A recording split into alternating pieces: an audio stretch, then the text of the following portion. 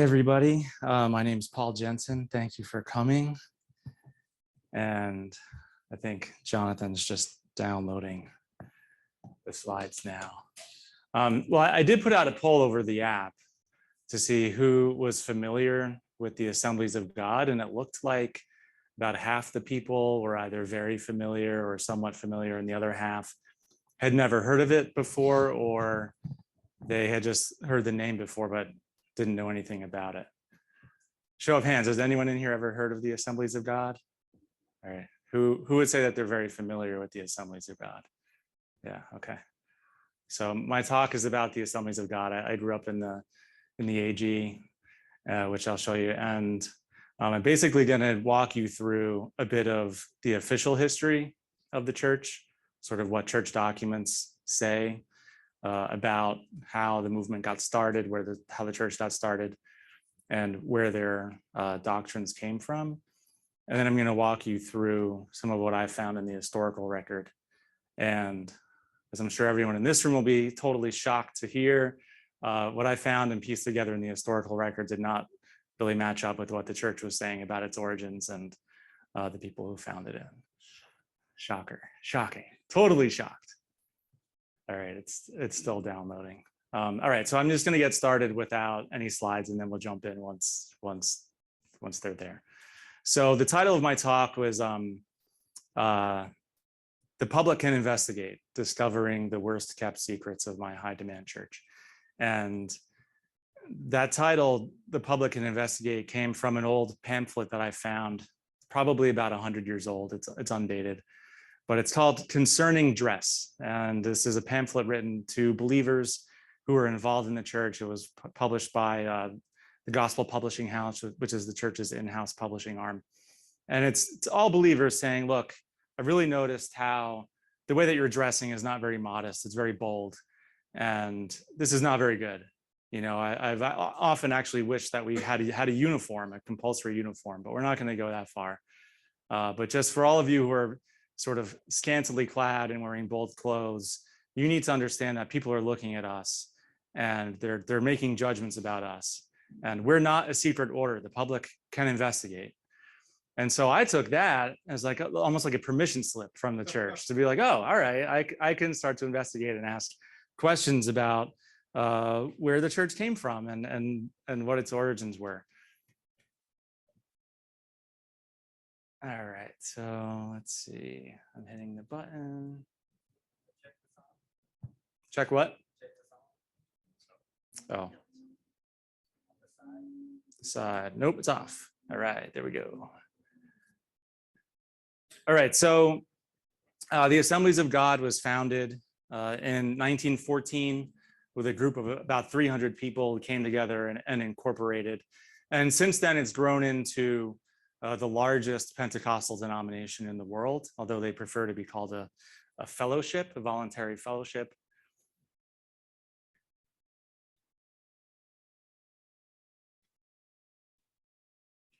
There we go. Okay. And in terms of its central doctrines, we're not really going to go into these, but these would be the core beliefs that differentiate the Assemblies of God and the broader Pentecostal movement from more traditional mainline Protestantism or other more historical versions of Christianity. They also believe in the Orthodox sort of doctrines you would see in virtually any Christian church: virgin birth, resurrection, the crucifixion, resurrection of Christ, salvation, etc. But these are really a set of beliefs that differentiate the Assemblies of God from other sort of non-Pentecostal churches. One is what they call the baptism in the Holy Spirit, witnessed by the initial physical evidence of speaking with other tongues. So this baptism in the Holy Spirit is something that believers experience after conversion or after salvation. And my observation growing up, it was always sort of a marker of someone who was more mature in the faith, someone who had gone deeper in their relationship and their walk with God. And within a church service, whenever someone would speak in other tongues, it was a sign that the Holy Spirit had arrived and was there and was actually controlling the events of the church. It differentiated us as a group of believers from, say, nominal Christians, or from what I always heard was dead churches, like the Episcopalians up the road. That's a dead church. We're a live church, really influenced by the real time working of the Holy Spirit. Divine healing was core.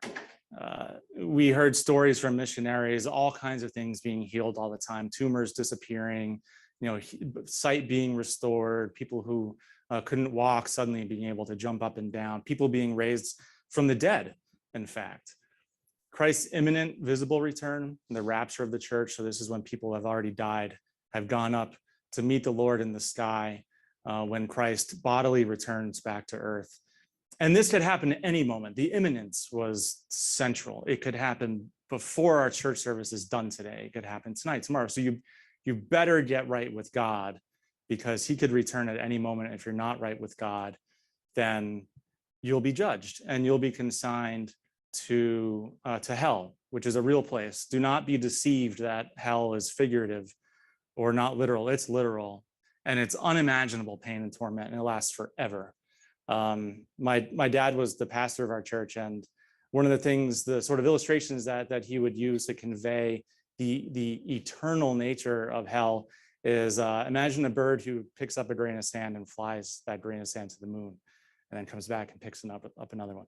And if that bird were to transplant every grain of sand from every beach in the world to the moon, that would be like the first second of eternity. And then, of course, for believers, everyone else, there will be a new heaven and a new earth, and these will be literal, and this is where everyone will live with God, with Christ. So, growing up, I believed these things to be true when I was small, and then as I grew older, I just started to be more skeptical. And then in the 90s, when I was in high school, does anyone recognize this at all? It's John Kilpatrick. So this is Brownsville Assemblies of God in Pensacola, Florida, and they experienced a revival in the 90s. Millions of people from around the world came to this church. And so, people in our church, my family, I never went, but my parents and siblings went down and came back, and they basically started to try to replicate what was happening down there in this revival in our church. And so our church services got quite long, and there was a lot of people coming to the altar, and they would be prayed for and would fall on the ground, called it being slain in the spirit. And I remember this time as when I really was like, imagine me, I'm like 15, 16, and I'm like, I'm not really into this. When I graduate high school and I go on to college and stuff, I'm just gonna kind of leave and then, see you later. I would actually sneak out of the church services because it's Sunday night, and that's when The Simpsons came on. And I would sneak into the one Sunday school classroom that had TV in it, and I would sit in there and like watch The Simpsons while other people were being slain in the spirit. So I left, and I never really thought much about it. 20 years went by, and then I just started to get curious. What was that all about? Where did that come from? Who started the Assemblies of God? I don't think I mentioned, my dad in one of his books says that he's 3rd generation Pentecostals. That would make me 4th generation. So, this belief system really is deeply embedded in sort of my broader family context. And I realized I experienced it firsthand, but didn't really know much about it other than that, So I started to just look, and I started with this book, People of the Spirit. So this was published by the Assemblies of God in 2014 to commemorate the 100-year anniversary of the church. And so as I started going through, in the early chapters, it lists out just names of people whose beliefs and leadership were foundational to establishing the official doctrines and getting the whole thing going. And so I just kind of made a list and learned about them from reading the book and other materials published by the church. And then I got a subscription to newspapers.com, which is great because it's an archive of historical newspapers, and you can go back. So I started just sort of seeing what the church was saying, but also looking into who these people were. And as I said in the beginning, I found that these sort of narrative paths diverged. And I'm a writer. I'm a ghost writer. So I spend a lot of my professional time, and I love a good story. So when I dug into this, I actually found it's really fascinating.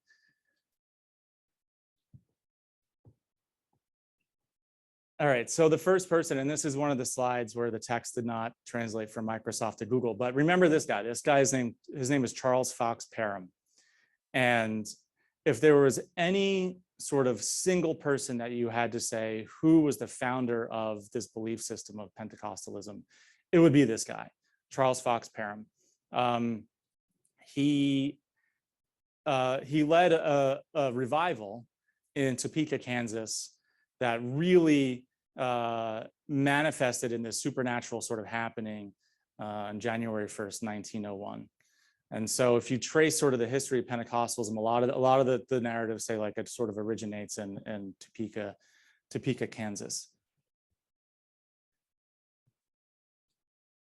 So they're all meeting. Parham and about 30 of his followers are all meeting in this mansion that they were renting called Stone's Folly, and they were in an upper room. And in the book of Acts, it says that the Holy Spirit came down and there was a wind, rushing wind, and a fire above people's heads, and they started speaking in other tongues. And Charles Parham says, wow, after millennia of that sort of experience not really being the norm anymore, it came back. It came back, everyone. It happened. It happened to all of us in this upper room.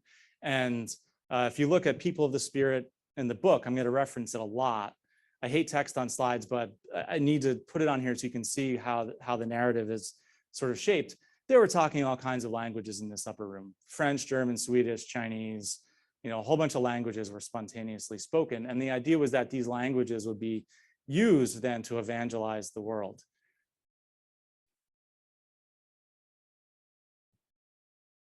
There we go. If you look at his own writings, he talks about a woman named Agnes Osman, and she was supernaturally gifted the ability to speak in Chinese.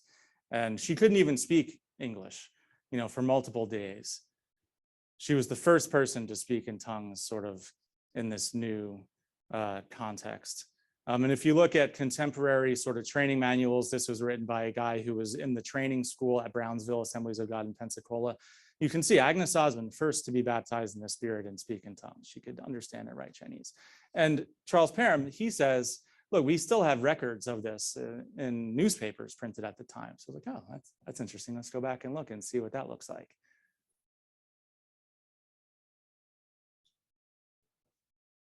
I am, yeah. All right, there we go. So here is that documentation of Agnes Osman speaking in Chinese. It doesn't look like any Chinese I've ever seen. I actually asked a Chinese scholar just to be sure. I was like, is this Chinese? He was like, no, that's not, it doesn't resemble Chinese, right? So, but this is foundational to the origin story, because this is when the Holy Spirit came down and restored Christianity the way it looked in the New Testament. That's the story. And this is the evidence that's presented for that.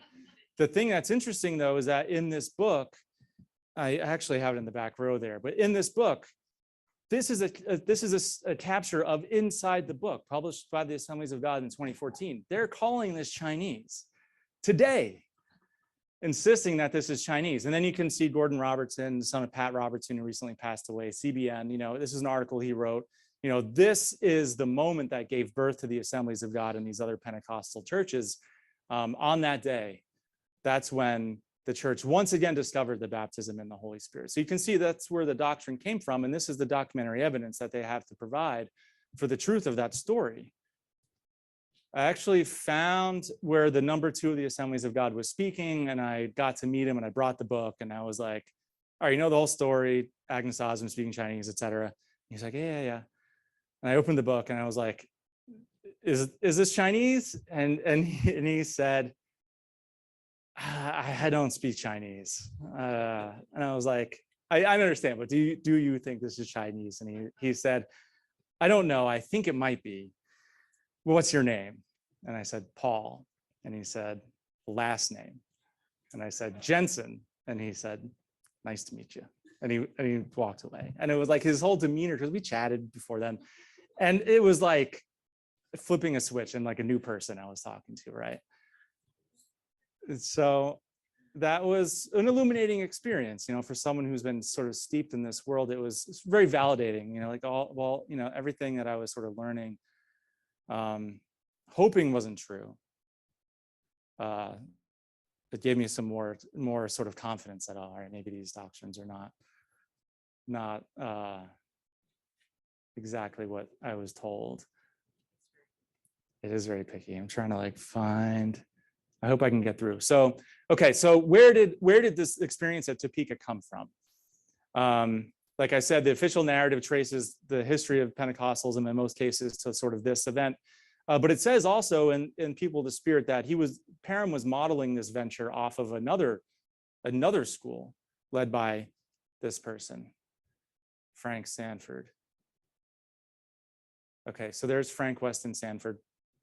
And he led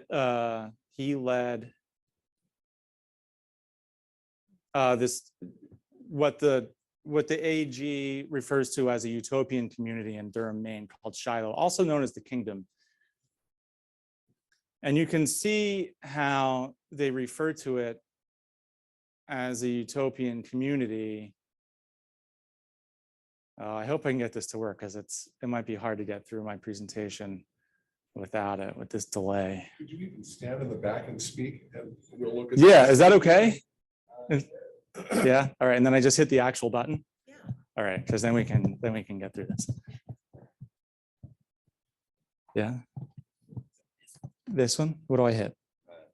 Okay, all right, so the book actually, it acknowledges that he had authoritarian control of the community, but it also frames that in the context of what it meant to other people who might criticize him, right? It doesn't have, they don't say anything about what his authoritarian control meant for the people who were under that control and who lived in the community. But if you go back and you look at contemporary accounts, this is from an old paper. This is a guy who was one of his chief lieutenants and who turned on him and started to say that, he believes that the people's loyalty is really a result of terror. So you can start to see it wasn't this utopian community. This is one of the publications that they put out where you can see Sandford's state of mind, right? He says that when the judgment happens, we, like this group, you, my followers, we're going to have the power to sit in judgment over everybody. We're going to co-reign with Christ. We're even going to judge the angels. We're going to have the authority to rule the nations of the earth with absolute sway. And we will be one with him, meaning God, who will break them with the rod of iron and dash them in pieces like a potter's vessel. So this is the mind state of the man who ran this quote unquote utopian community. And again, as I'm sure you'll all be shocked to learn, he eventually, crimes are uncovered within Shiloh, and he eventually went to prison. And I'll give a content warning because some of the stuff that we'll cover in here is historical, but they're pretty harrowing stories. And he was brought up on numerous charges, everything from animal cruelty and child cruelty, and eventually went to federal prison for manslaughter. He took the money that he confiscated from his followers and he used it to buy what was at the time the world's greatest racing yacht. And he sailed it around the world. And his idea was that as they sailed along the coast of continents, they would blow a horn and they would say a prayer and they would basically claim each of those nations for God. And the understanding was that when they were done claiming the whole world for God, then God would come back. And then this vision of reigning and ruling forever would come to fruition. And so he had two ships. This is one called the Coronet, another one called the Kingdom. And the Kingdom ran aground off the coast of Africa, and everyone on that ship had to go on to the Coronet. But they didn't have provisions for everyone. And if you look at how the Assemblies of God tells the story, they say disaster struck when the Berkantine, that was the Kingdom, it was wrecked. And some passengers later died from starvation as they made their way back to the States aboard the schooner. And he was charged with manslaughter. So it's almost like, yeah, it happened, but it was the high seas and accidents happen. They tried to make their way back. Except if you look, the federal indictment says that he knowingly and willingly stayed out at sea to finish his mission, even as people started dying and starving and getting scurvy. This is a typed account, a diary of a young man, a miner who was on the ship. And you can see April 5th is when the other ship goes aground. April 6th, they get underway again with everyone on board from the two ships now on one ship. And it wasn't until October 28th, so like 6 months later, when he finally went into port because everyone was such a bad state. It was October 28th. You can see that an officer of the state of Maine came and found this man, John Adamson, found him in such a sorry state, brought him to the hospital, and he died 3 days later. So this is what happened, right? But you can see the way that the AG tells it. What was his legacy? What's Sandford's legacy? His influence came from his attempts to bring about the restoration of apostolic Christianity. So the way that Christianity was practiced by the apostles, it's the exact same thing that Charles Parham is saying he restored when Agnes Osmond spoke in Chinese in Topeka, Kansas. We restored the world to the way it was in the New Testament. And look at that, the priority of evangelization. It was such a priority that even when his own followers were starving and dropping dead around him, he stuck to the mission. That's his legacy. So this is the sort of context that Parham was trying to replicate. That's not to say he was trying to kill his followers, but it gives you a sense of when the Assemblies of God says he was trying to replicate Sandford's school. That's the reality of what was happening there. Later, as he's amassing followers, he decides that he's going to go to this place, Zion City. And why did he go there? And what was Zion City? Zion City was another cult on Lake Michigan run by this guy, John Alexander Dowie. Has anyone ever heard of him? Yeah, okay. So he was front page news around the turn of the 20th century. He was larger than life. And he amassed a following, and he had them all move into this city that the Assemblies of God calls it a utopian community north of Chicago, Zion City. And he ran the place. He ran everything. He ran the police, he ran the banks, he ran all the businesses. If you bought land, you had to lease it back to him in the church. Classic totalitarian leader. The Assemblies of God says they describe Zion City as economically, socially, and spiritually, the community's regulations reflected a blending of biblical, utopian, and modern concepts. Here they are pioneering direct mail. This is a newsletter that they sent out. It was instrumental in growing the movement. If you look at contemporary writings, you can see how tightly controlled everyone was. He had a spy network of roughly 3,000 people that would keep tabs on everybody at all times. It says they're carefully watched. There was a train that came out of Chicago and would go back and forth between Chicago and Zion City, and he had spies on that train. And they had secret greetings where if you stepped off the train and walked around, you'd have minders come up to you and say a specific greeting that required a specific response. And if you didn't give the right response, they knew that you were not of the movement of Zion, and they would come and take you and question you, this sorts of things. This, you don't have to read the whole thing, but I blocked out the part in the bottom. So his spy network was called the Zion Restoration Host. And this was the vow that they made to Dowie. They promised to the fullest extent of my powers to obey all rightful orders, to proceed to any part of the world wherever he shall direct as a member of the Zion Restoration Host. All family ties and obligations and all relations to all human government shall be held subordinate to this vow, this declaration, and this promise. 3,000 people made that solemn vow when he founded it. Now, according to the Assemblies of God, unfortunately, the city's economy faltered and many residents lost their life savings. What they don't tell you is that the entire town was one elaborate financial crime. It was a scheme. He made everyone work in the businesses, the local businesses. He sold them shares in those businesses to say, look, you own it, except he had his lawyers set up dummy companies, shell companies that were worthless. And then when they bought those shares, they deposited money in the central bank in Zion that he would raid as his own piggy bank. And if you look, there's contemporary accounts where $2 million was spent. Well, he took it out of the bank. He took it out of the lace factory, and he used it to embellish his own private residences. I haven't done the calculation. I have no idea what $2 million was worth in today's dollars, but it's a hell of a lot of money, right? But yeah, unfortunately, the city's economy faltered. Yeah, well, he squandered everyone's savings.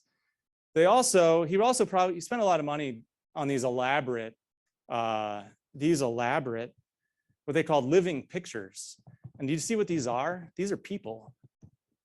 These are women. Do you see them? This is taken from 70 feet up. And these are women with fabric, and these are men. These are all their collars that you see, white collars. These are all people making up the beard. And so as you go out, it looks like a portrait of him. These are props here, but they would stage these. You know, you see in like North Korea, the big stadium things. Yeah, it kind of seems like and they would do these, all kinds of pictures you can find in the historical archives of these people. It would take hours and hours to set these things up. I imagine that they were not cheap to produce. So maybe that had something to do with the city eventually going bankrupt. So, but long story short, Dowie has a stroke and there's a power vacuum. And that's why Charles Parham goes to Zion City. He thinks, you know, Frank Sandford in Maine had a massive operation. If I can, this will be plug and play. I can come in and just take control of the town. And that's what he tries, right? According to the Assemblies of God, that sparked a revival. When Charles Parham, so he had the revival in Topeka, and then when he gets to Zion City, he sparks another revival. And the people who came out of that revival were some of the original officers of the Assemblies of God. Except when I looked, what else happened in that revival? Some really terrible things, including this one woman was tortured to death. She had rheumatoid arthritis, and her family, her kids, eventually ended up breaking all of her limbs and breaking her neck as they tried to straighten her out. And the thing that I found most harrowing was that her husband, they said, go wait in the backyard. And according to the newspaper accounts, he heard the screams and he just thought that they were praying. You can see in here another account. They called it the followers who did this Parhamites because they were followers of Charles Parham. So again, according to the Assemblies of God, this is his legacy. It's the restoration of Christianity the way it was practiced before. Is focused on the end times, and that helped prepare the way for the whole movement. So this movement grew, the church itself, the Assemblies of God, grew from 300 people in 1914. Their latest count is 85 million people today. This is a map of the churches, the Assemblies of God churches in the United States as of 2010, roughly 30,000 churches. These are some of the old publications that the Assemblies published. This was their missionary journal called Global Conquest. And they eventually changed the name to Good News Crusades because of PR. They realized, oh, this is a bad PR move to call it Global Conquest. So we better change the name. But you could see how Sandford's view of the missions work, the evangelism, the spreading of the good word was all an interpretation of a verse in the book of Matthew that says, when you get this message to the end of the world and everyone hears it, that's when the world will end. That's when God will bring the present age to a close. They're trying to catalyze the end of the world. Everyone else who hears the message and doesn't believe it, well, they're actively evil and worthless. And the people, and this is an official position paper of the Assemblies of God, still on the books.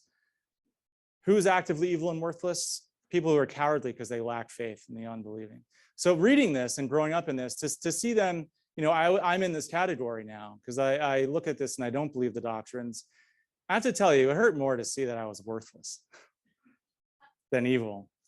And where is it going? This is one of my last slides. You know, this is what worries me the most, is that the movement, the broader, what they call spirit-led movement, is beyond the Assemblies of God. It incorporates Pentecostalism and then another branch called charismatic Christianity that's grown out of it.